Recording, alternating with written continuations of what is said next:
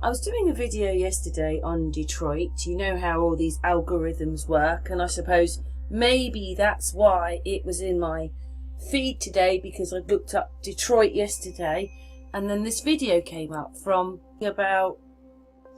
He's very good at explaining it all. I will talk about it in this video, my thoughts. Okay, let's continue with the video. Detroit, Michigan, once one of the largest cities in America. In 1950, the city was the fifth largest in the nation, at 1.85 million people. But today, in 2019, the city sits at number 23. Obviously, in this little video, he's going to explain a little bit more about why he thinks Detroit has gone into decline. But he mentions other towns. If they've all gone in decline, that means other places must have a lot more people. Or where did all the people go? Where have all the people gone? Don't think he realises, where's all the people gone? Where did they go? If these are big cities and a lot of the people have gone, where did the people go? Most cities in the Rust Belt have experienced declines. Cleveland, Buffalo, Cincinnati, St. Louis, Chicago, all of these have experienced major population losses in the last half century. There are others, however, there is not one more significant and glaring as Detroit, Michigan, which over nearly 70 years has declined down to a third of its former population peak. Look at the difference in 1970 to now. And he is showing you, he said in his video, large areas are derelict in these towns where people live. But nobody's talking about this. Nobody's saying, I've seen it, I know where it is, I know that, I've seen it, because we're living in it. What the hell is going on? He just reaffirms to me all the things that I've been telling you. Anyway, let's move on. But why has this happened? Why has Detroit experienced such a larger decline than other cities? Well, the first reason is a lack of diversified industry. Most Rust Belt cities relied on the auto industry. Detroit almost solely relied on the auto industry. And with the rise of GM, Ford, and Chrysler through the first half of the 20th century, Detroit was the place to be. Good-paying union jobs were plentiful, and people could support families. Such a crazy world, isn't it, when you think about it? Because we all know now that these things are, you know, like you think you elect a president, he's selected. These things are all selected to cause these problems. But it's really hard to think that all those towns lost many, many people, and where did the people go? Where have the people gone? You know, everybody's worrying about, oh, they're trying to get rid of us, you know, there's too many people here, and all they're talking about is all the millions and thousands and trillions of people there are. But we seem to be in decline. It's all decline. This is what I'm noticing. It's like, you know, oh, we've pulled out of Pyramidum. The Russians have pulled out of there. We've pulled out of there. Half of Serbia is derelict. It's derelict to America. We've been mined. I don't quite get all this. We are living in a derelict place.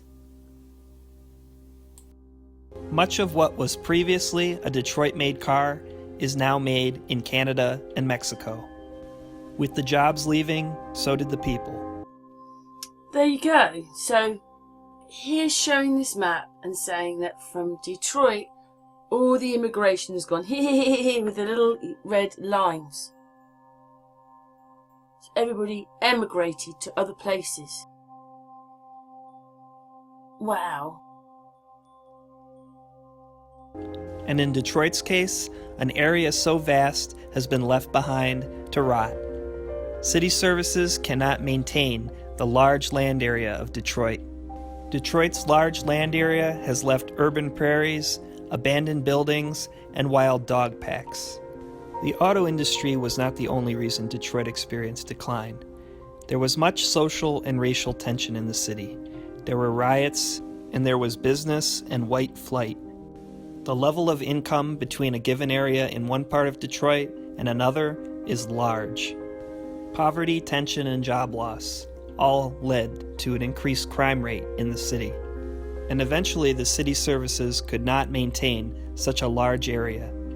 The loss in property tax revenue, combined with the fact that the city had to spend money to maintain such a large area that people were no longer living in, combined with the fact that many payroll-taxed jobs left the city, all contributed to Detroit filing bankruptcy in 2013. Wow, how many people knew that Detroit had filed for bankruptcy? Oh my God.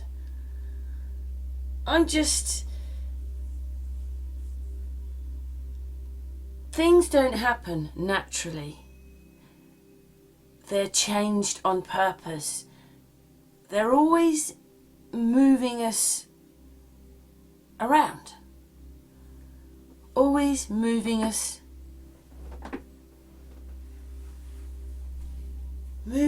around. Just moving everybody around all the time. Do you see that? Like, this just reinforces everything that I've been telling you. Michigan Central Station, once a hub of activity throughout the state and the city, has sat abandoned for over 25 years. The Packard plant, once a hub for jobs and commerce, has sat abandoned for over 50 years. The Vanity Ballroom, once a place where people could gather and enjoy time together, has also sat abandoned for over 50 years.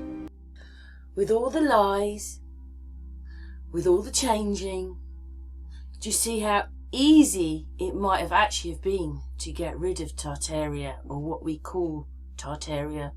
Do you see how easy it is? Look at this amazing building that has been sat empty for 50 years.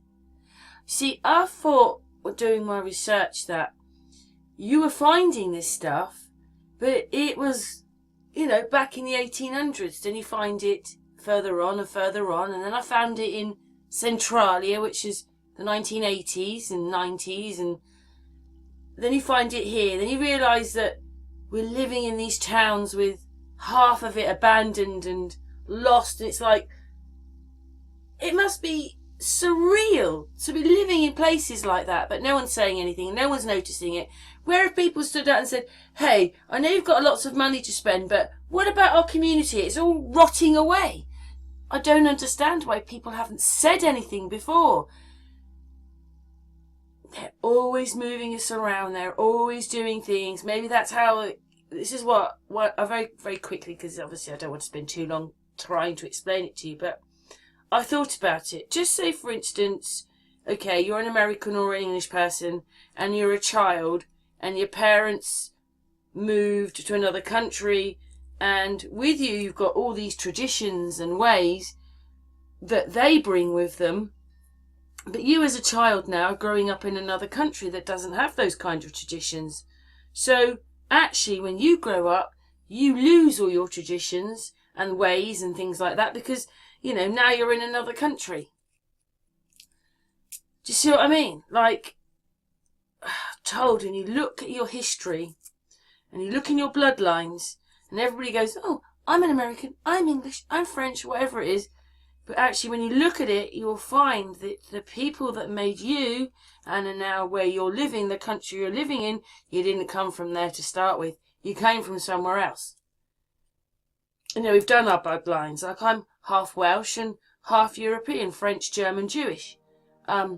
Amy's more English than me. There's Amy who's got English and Italian.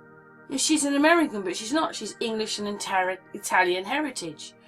And this is what they're doing, just moving everybody all the time. And I think that's how, in one way, they can get rid of history. Because while all these traumatic things are happening, you know, job losses, wars, petrol problems, lockdowns, all that kind of stuff, everybody's moving around and stress going on, and maybe everybody just forgets or something. But they are doing it. Maybe it's just like, well, we say that today, this tomorrow, that today, da-da-da, da-da-da, da-da-da.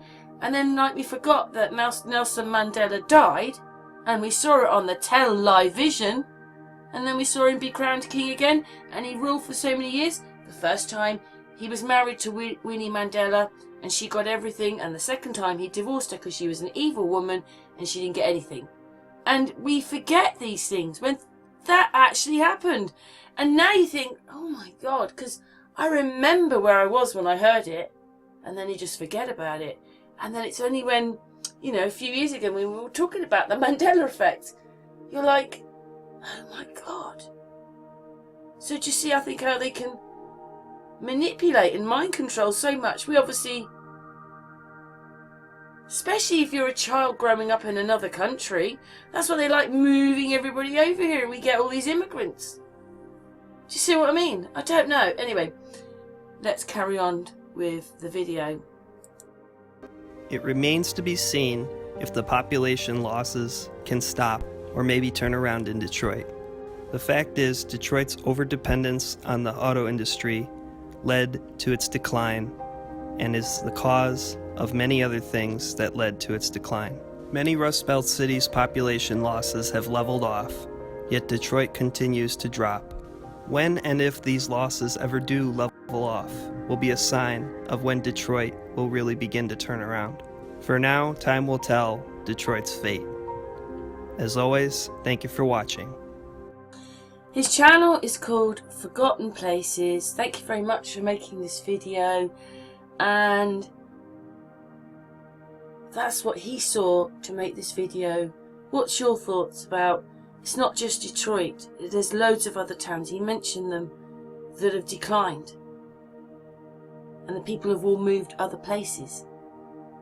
What's your thoughts on that then? Was in the 1980s some of these places very small and, you know, like cowboy times, as they've told us, only 20 years ago? Or where have all the people gone? Anyway, I don't see that there's as many people as they say they are. There just isn't. If everything's in decline, all these towns are in decline, where's all the people and where's all the numbers? Anyway, what's your thoughts?